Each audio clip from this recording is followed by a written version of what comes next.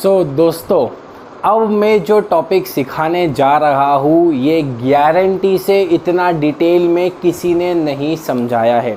100% guarantee से मैं आज आपको एक ऐसा फॉर्मेट सिखा रहा हूँ जिसके बारे में ना आपने कभी एक साथ सुना है, ना ही आपकी टीचर ने आपको बताया है।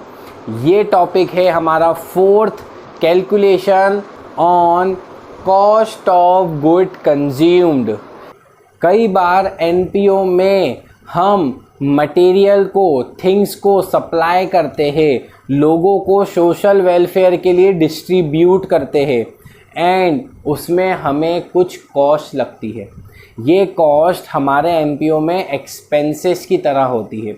फॉर एन एग्ज़ाम्पल, कोई भी छोटे से बच्चे को बुक्स प्रोवाइड करना, सो एनपीओ ने वो जो बुक्स परचेज़ की है वो उसका एक्सपेंसेस है। क्यों? क्योंकि हम तो डोनेट कर रहे हैं, हमें उसके रिटर्न में पैसे नहीं मिलेंगे।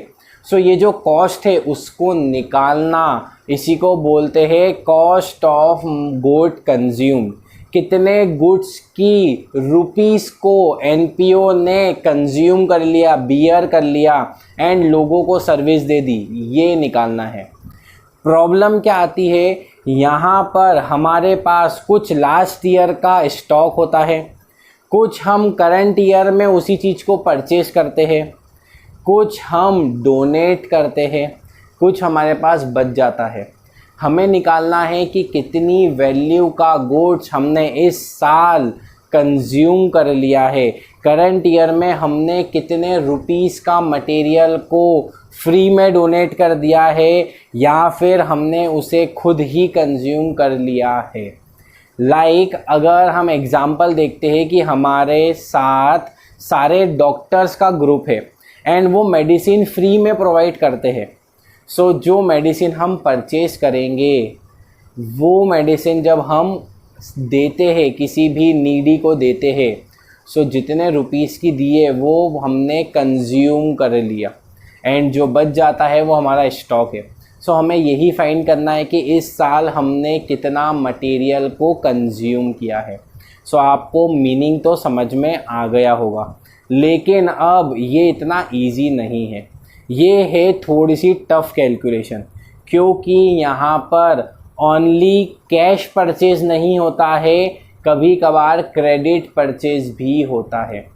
हम एनपीओ है, सो बहुत सारे शॉप्स हमें उधार में भी मटेरियल प्रोवाइड करते हैं, बोलते हैं आप बहुत अच्छा काम कर रहे हो, सो आप अभी उधार में ले जाइए, जब पैसे आए तब दे देना। सो हमें यहाँ पर मटेरियल की कॉस्ट निकालने के लिए कुछ टर्म्स सीखनी पड़ेगी, क्या क्या यूज़ आती है। सो सबसे पहली चीज़ है, मैंने टोटल 5 टर्म्स जो गिवन होती है इस कैलकुलेशन के लिए वो लिखी है एंड देन बहुत इजी वे में आपको मैं फॉर्मेट बता दूंगा कि कैसे इसका आंसर निकलता है। क्या क्या गिवन हो सकता है, opening and closing balance of material का ही ओपनिंग एंड क्लोजिंग बैलेंस आपको क्वेश्चन में गिवन हो सकता है, जिसके हेल्प से हम कैलकुलेशन पार्ट करेंगे। फिर आपको गिवन हो सकता है opening and closing balance of creditor मतलब जिससे हम उधार में खरीद के लाए हैं, हमने उधार में मटेरियल खरीदा है, उनका opening balance and closing balance हो सकता है आपको क्वेश्चन में गिवन हो। ये भी हमारे लिए एक तरीके से परचेज ही है, लेकिन क्रेडिट परचेज है। Then opening and closing balance of advance payment, कई बार हम एडवांस पे करते हैं एंड देन मटेरियल लेते हैं। सो एडवांस पेमेंट कर रखा है, अभी मटेरियल मिला ही नहीं है, तो हमें यहाँ से भी हमारी मटेरियल की कॉस्ट निकालनी पड़ेगी।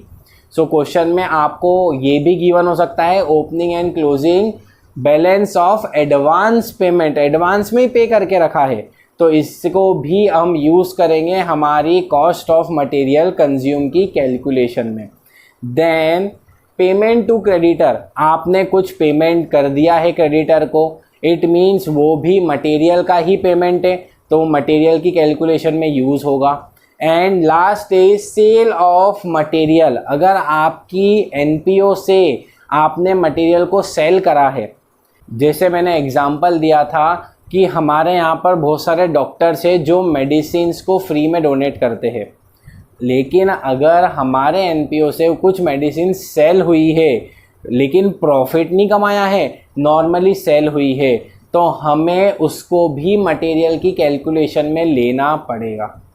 सो ये 5 चीज़ें हो सकता है आपको क्वेश्चन में गिवन हो एंड आपसे बोला जाए कि कॉस्ट ऑफ मटेरियल कंज्यूम निकालो। सबसे बड़ा आपको मैं फॉर्मेट बताता हूँ जो आज तक ना आपकी बुक में गिवन है और ना ही आपको आपकी स्कूल की टीचर ने सिखाया है। सो देखो और मेरे साथ सीखो कितना इजी फॉर्मेट है।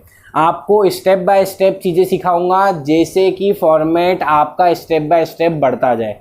सो सबसे पहले था हमारे पास opening and closing balance. Opening and closing balance. So हम हमारे फॉर्मेट की स्टार्टिंग करते हैं। ओपनिंग बैलेंस मटेरियल,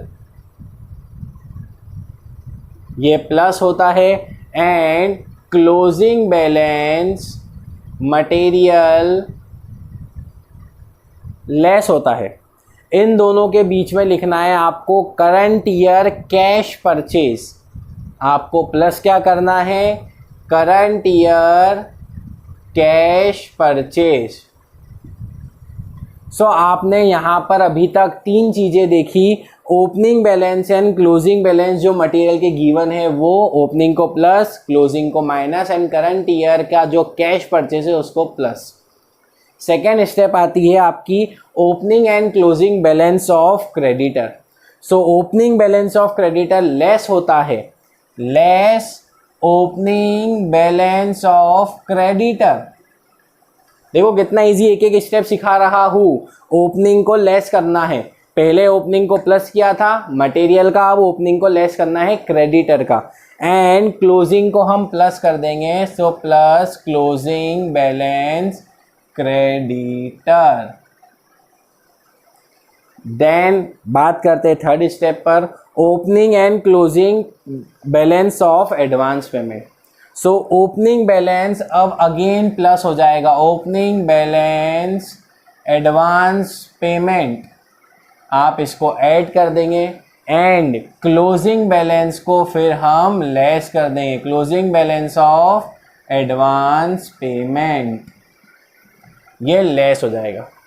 ठीक है, अगर आप स्टेप बाय स्टेप याद रखना चाहो तो बहुत इजी है। रिकॉल कर रहा हूँ, मटेरियल का ओपनिंग प्लस, तो क्लोजिंग ऑफ क्रेडिटर प्लस, फिर क्लोजिंग से opening of advance payment plus. तो देखिए अपोजिट चल रहा है, ओपनिंग क्लोजिंग ओपनिंग, यहाँ पर भी क्लोजिंग ओपनिंग क्लोजिंग। सो आपको स्टेप बाय स्टेप रिकॉल होते जाएगा, ये मेरा तरीका है, यूनिक तरीका है। देन आया fourth point, payment to creditor. Creditor को पे कर रहे हैं हम, सो वो ऐड हो जाएगा, add pay to creditor. And the last one is sale of material. अगर हमने मटेरियल कुछ बेचा है तो हम हमारी कैलकुलेशन में उसे लेंगे, लेकिन इम्पोर्टेंट नोट कॉस्ट प्राइस लेंगे। जितने में बेचा है वो वैल्यू नहीं लेंगे, जितने की कॉस्ट प्राइस थी वो लेंगे, हम सेल वैल्यू नहीं लेंगे। इम्पोर्टेंट नोट ध्यान रखना। एंड वो लेस होगा, दैट इज़ जो हमने मटेरियल बेचा है उसे हम लेस कर देंगे, तो लेस सेल ऑफ मटेरियल। अब मैं लिख रहा हूँ यहाँ पर at the rate cost price. So आपको इन अमाउंट को क्या करना है, सारे की आखिरी में टोटल, ये टोटल आपको देगा cost of good consume, that is your expenses. कहा जाएगा इनकम एंड एक्सपेंडिचर अकाउंट में, एक्सपेंडिचर साइड। यह आपका इस साल का नेट मटेरियल कंज्यूम है, इतने रुपए का मटेरियल को हमने डोनेट किया है, फ्री में दान किया है। सो ये है मटेरियल कंज्यूम, एंड ये एक्सपेंसेस हुआ है, कॉस्ट लग गई हमारी इस साल की, एंड कॉस्ट का जाती है, एक्सपेंसेस का जाते हैं इनकम एंड एक्सपेंडिचर साइड। सो ये था एक कंप्लीट फॉर्मेट। और मेरी गारंटी है कोई भी स्कूल टीचर ने ये नहीं पढ़ाया होगा। मैं 100% श्योर हूँ वो इतना वास्ट, इतना डीप में नहीं जाते हैं। सो बहुत अच्छे से पढ़ना एंड होप आपको ये सब चीज़ें बहुत अच्छे से समझ में आई होगी। सो अगर वीडियो अच्छी लगी है तो लाइक करना, शेयर करना एंड सब्सक्राइब करना। कोई भी प्रॉब्लम है कमेंट सेक्शन में अपना डाउट लिखिए, मैं आपको पर्सनली उस चीज़ का आंसर दूंगा। So guys thank you so much. लेके आते हैं नेक्स्ट वीडियो में इनकम और एक्सपेंडिचर।